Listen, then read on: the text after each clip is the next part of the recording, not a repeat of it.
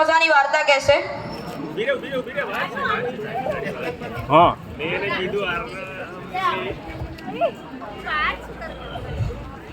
Good evening. My name is Khanak Patel. હું આજે એક વાર્તા કહેવાની છું. વાર્તાનું નામ છે લાડુની જાત્રા. એ વાર્તા લખી છે રમણલાલ સોનીએ. તો હવે વાર્તા સાંભળવા માટે તૈયાર થઈ જાઓ. એક દિવસ એક ભોપાલાલા હતા. એ તો જાત્રા કરવા ગયા હતા. જાત્રા કરીને પાછા આવ્યા. ગામની વહુને કીધું લાડુ બનાવો.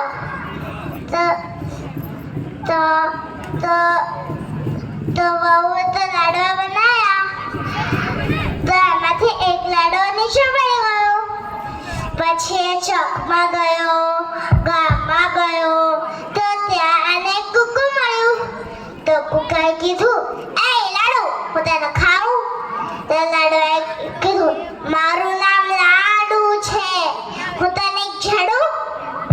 તો લાડુએ તો આને એક ફાટ મારી દીધી. તો કુકુ તો પડી ગયું.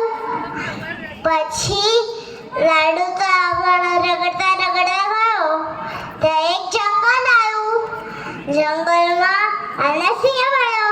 સિંહે કીધું, એ લાડુ હું તને ખાઉં? તો લાડુએ કીધું, મારું નામ લાડુ છે, હું તને એક ઝાડું? પછી તો એક ઝાપટ મારી દીધી. સિંહ ભાઈ તો પડી ગયા. પછી આગળ રગડતા ગયા. પછી અમને નદી કિનારો મળ્યો. ત્યાં તો માછલી કુદાકુદ કરતી હતી. ત્યાં એક પંડિત બેઠો હતો. પંડિતે કીધું, લાડુ મહારાજ અહીંયા આવો. તો લાડુ મહારાજ તો આયા. પછી પંડિતે કીધું, અહીંયા બેસો. પછી પંડિતે કીધું કે અહીંયાથી રોટલી ગઈ, અહીંયાથી શાક ગયું, પણ મેં તો કોઈને બોલાયા જ નહીં. પછી લાડુએ કીધું કે આ શું છે? તો પંડિતે કીધું કે આ તો મારી મોટી મોટી તિજોરી છે. તો લાડુએ કીધું, આના દરવાજા ક્યાં છે? આ રહ્યા. પછી લાડુએ કીધું, મને આની અંદર જોવા જવું છે.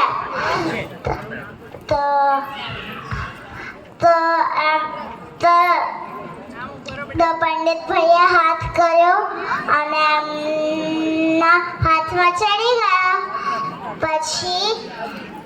પછી દરવાજા જોડે લઈ ગયા. પછી હવે લાડુની યાત્રા પૂરી.